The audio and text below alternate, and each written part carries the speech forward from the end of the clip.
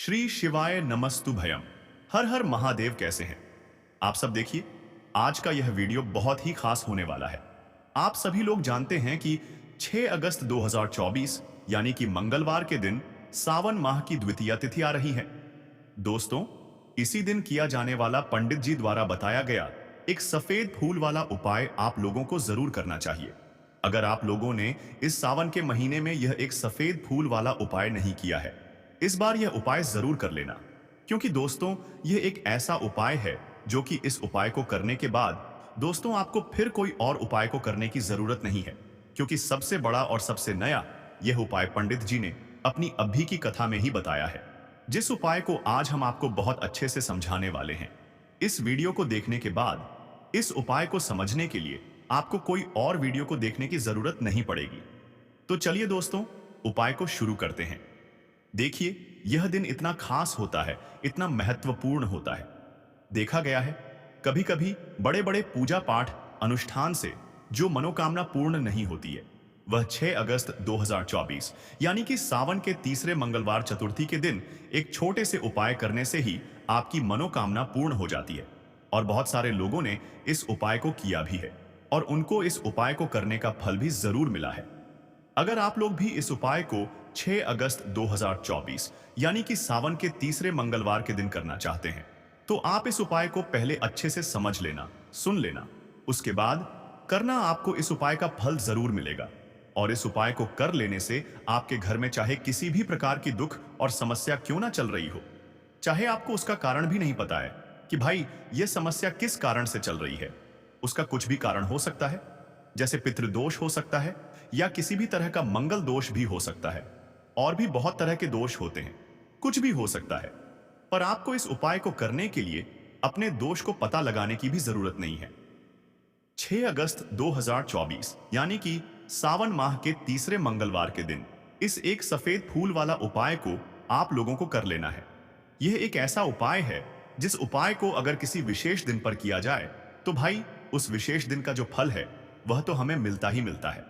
पर हमने उस दिन पर इस एक सफेद फूल वाला उपाय को किया है तो हमें उससे भी बड़ा फल मिलता है, और फल बहुत जल्दी मिलता है। क्योंकि आप इस उपाय को बहुत ही बड़े और विशेष दिन पर कर रहे हो।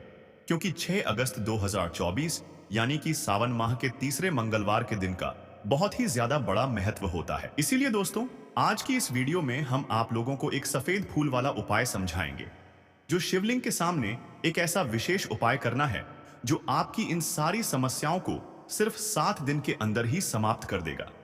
तो चलिए जानते हैं इन विशेष उपायों के बारे में। लेकिन उससे पहले जो भी मेरे भाई, मेरी प्यारी बहनें आज चैनल पर पहली बार आए हैं या मेरी आवाज आज पहली बार सुन रहे हैं, अगर आप भी महादेव के सच्चे भक्त हैं तो वीडियो को लाइक और चैनल को सब्सक्राइब जरूर कर लें और कमेंट बॉक्स में सच्ची श्रद्धा से जरूर लिखें, हर हर महादेव। दोस्तों, अब उसके बाद में दोस्तों, यह वाला जो उपाय है ये किसको करना है? तो देखो, घर का जो बड़ा और मुख्य सदस्य होगा उसी व्यक्ति को यह वाला उपाय करना है। अब वह बड़ा व्यक्ति मुख्य रूप से घर की माताएं बहनें होंगी तो ज्यादा बेहतर होगा। क्योंकि घर की जो माताएं बहनें होती हैं वह घर की लक्ष्मी होती है, और जब घर की लक्ष्मी किसी भी उपाय को करती है तो उसका फल हमें बहुत जल्दी और बहुत बड़ा होकर मिलता है। इस वाले उपाय को हमें करना किस समय है? एक सफेद फूल वाले उपाय को हमें सावन महीने के मंगलवार चतुर्थी के दिन करना है। किस समय है? तो देखिए, इस उपाय को करने का जो समय है वह सुबह का समय है और शाम का समय भी है। तो आप लोग इस एक सफेद फूल वाले उपाय को सुबह के समय भी कर सकते हो और शाम के समय प्रदोष काल में भी कर सकते हो। सुबह के समय अगर कर रहे हो तो 10 बजे तक भी अगर उपाय करोगे तो भी आपको उपाय का फल मिलेगा। वहीं अगर शाम के समय कर रहे हो तो इस दिन जरूर शाम के समय का ध्यान रखना कि शाम के 6 बजे से लेकर 7 बजे के बीच में अगर आप इस उपाय को कर सकते हो तो बिल्कुल कर लेना, पूरी कोशिश करना। पर यह बात आपको समझ आ गई कि आप इस उपाय को सुबह और शाम दोनों समय कर सकते हो। मतलब करना आपको एक ही समय है। घर में से किसी एक ही बड़े व्यक्ति को करना है, पर एक ही बार इस उपाय को करना है, दोनों समय नहीं करना है। आपको जो समय अच्छा लगे आप उस समय पर इस वाले उपाय को कर सकते हैं। यह उपाय आपके जीवन में धन धान्य की वृद्धि करेंगे, साथ ही साथ आप में तेज की वृद्धि भी करेंगे। अगर आप अपने व्यापार में या नौकरी में किसी कारणवश अगर रुके हुए हैं, आपको सफलता प्राप्त नहीं हो पा रही है, तो आप सफल भी होंगे और साथ ही साथ आपकी सारी समस्याओं और संकटों का अंत भी होने वाला है। तो चलिए जानते हैं पूज्य गुरुजी द्वारा बताए गए अपने सबसे पहले खास उपाय के बारे में। इस उपाय के लिए आपको सबसे पहले ले लेना है एक सफेद रंग का फूल। देखिए, सफेद रंग का फूल महादेव जी को बहुत ही प्रिय होता है, इसीलिए आपको सिर्फ एक सफेद रंग का फूल ले लेना है। अगर आपके पास में सफेद रंग का फूल नहीं है, तो आप शिवलिंग के ऊपर चढ़े हुए सफेद रंग के फूल को उठाकर इसे जल से शुद्ध करके आप इसका फिर से इस्तेमाल शिवलिंग पर कर सकते हैं। बस आपको ध्यान रखना है कि सफेद रंग का फूल जो आप ले वह केतकी का फूल नहीं होना चाहिए, और आप कोई भी सफेद रंग का फूल उसकी जगह पर ले सकते हैं। फिर इसी के साथ आपको एक चावल का दाना ले लेना है। इसी के साथ आपको एक बेलपत्र ले लेनी है। अगर आपके पास में बेलपत्र भी नहीं है, तो शिवलिंग के ऊपर चढ़ाए हुई बेलपत्र को उठाकर आप इसे जल से शुद्ध करके इसका फिर से इस्तेमाल शिवलिंग पर कर सकते हैं। फिर आपको सबसे आखिरी में एक लोटा जल ले लेना है। लोटा आप तांबे का लेंगे और जल हमेशा की तरह आपको अपने घर के किचन से ही लेना है।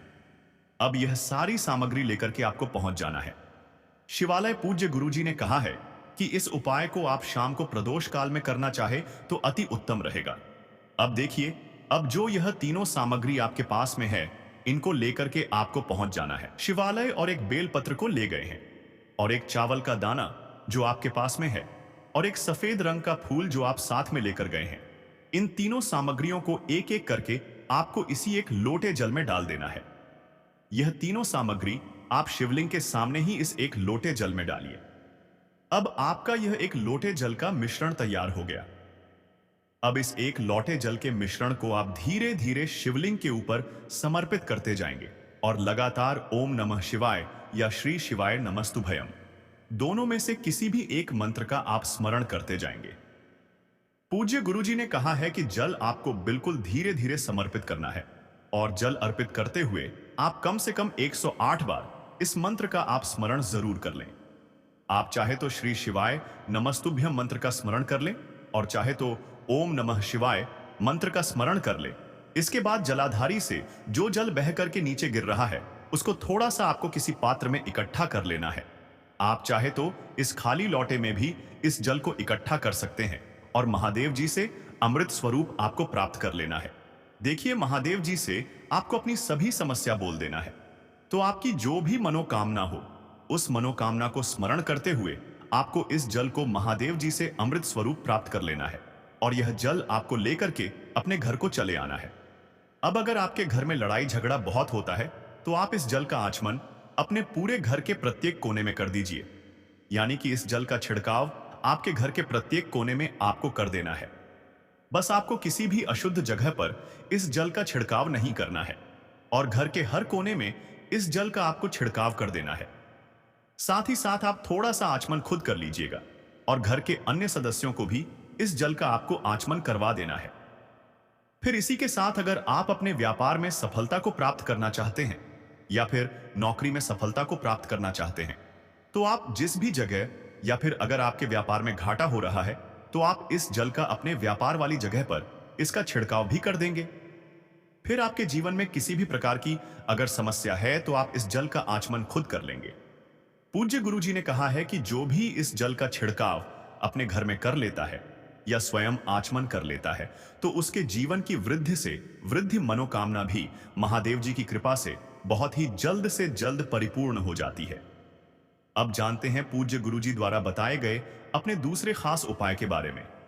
देखिए, यह उपाय भी आपके जीवन में संकटों को प्राप्त करके धन, व्यापार, नौकरी, इन सबको अच्छी तरीके से चलाने के लिए इस उपाय को आपको जरूर करना चाहिए।